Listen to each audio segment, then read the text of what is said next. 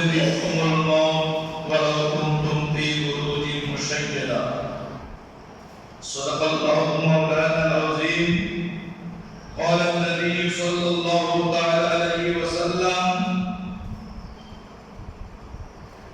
سيأتي زمان على أمتي تكون قلوبهم كقلوب الرياح وكلامهم ككلام الأنبياء وفعلهم كفعل الفراعنة وأنا بريء منهم وهم بريئون مني.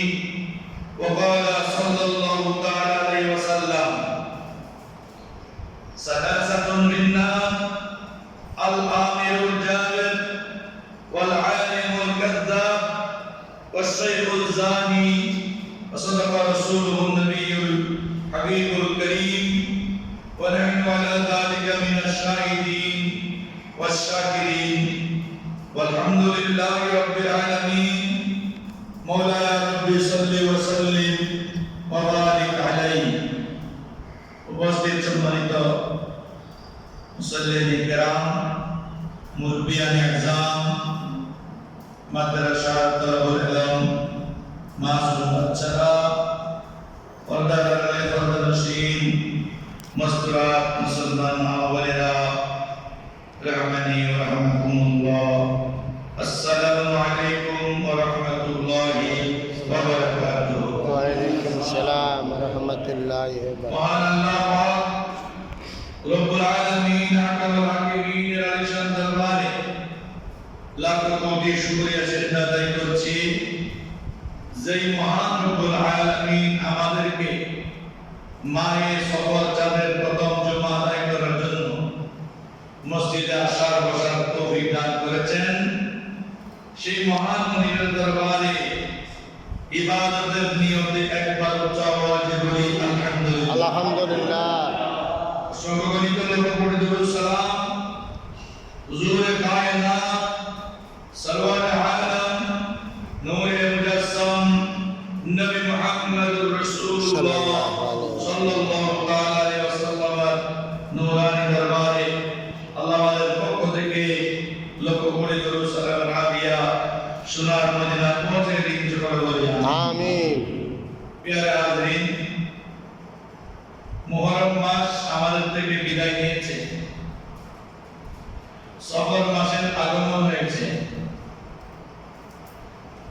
সফর শব্দের অর্থ হচ্ছে স্থানান্তরিত, ভ্রমণ। সফর শব্দের অর্থ হচ্ছে যে পরিবর্তন।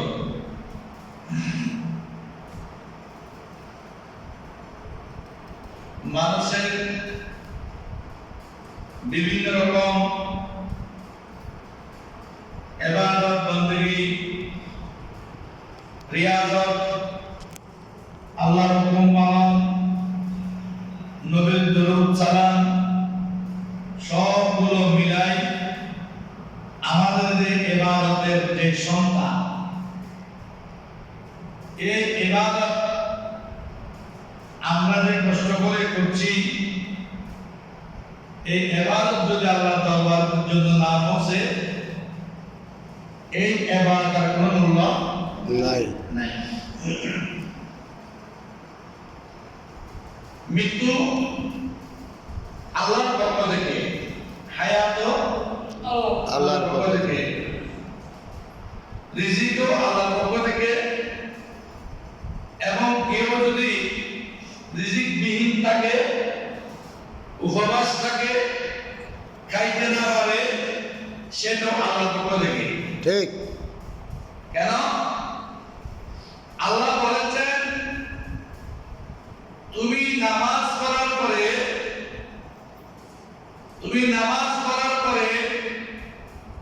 ওয়াবতাগু মিন ফাদলিল্লাহ, জমিনে আমি রব্বুল আলামিনের ফজল তালাশ করার জন্য, নিয়ামত তালাশ করার জন্য, রিজিক সন্ধান করার জন্য তুমি মসজিদ থেকে, জায়নামাজ থেকে, ঘর থেকে বের হয়ে পড়ো। বড় করে বলো সুবহানাল্লাহ। কেউ যদি এই সারাদিন মসজিদে নামাজ পড়ে,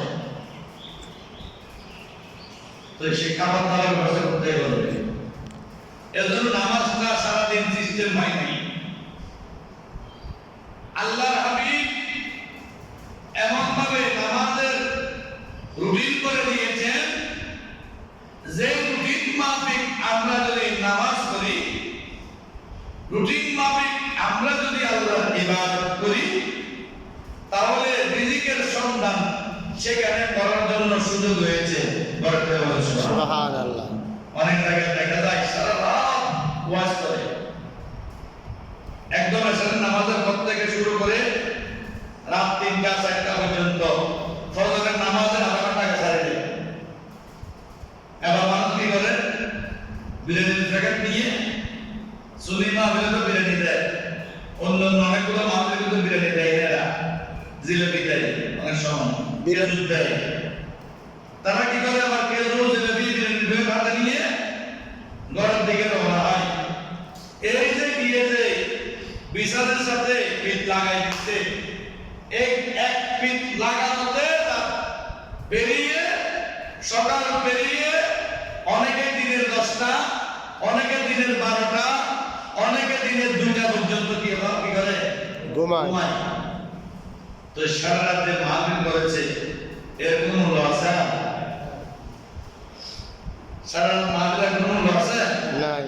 ফজরের নামাজটা ছুটে গেছে, অনেকের জোহরের নামাজটা ছুটে গেছে, অনেকের এই ফজরের নামাজের পরে যে ইবাদত, চাষের নামাজ, দুহার নামাজ সবগুলো কি হয়ে গেছে, তার থেকে বিদায় নিয়ে চলে গেছে।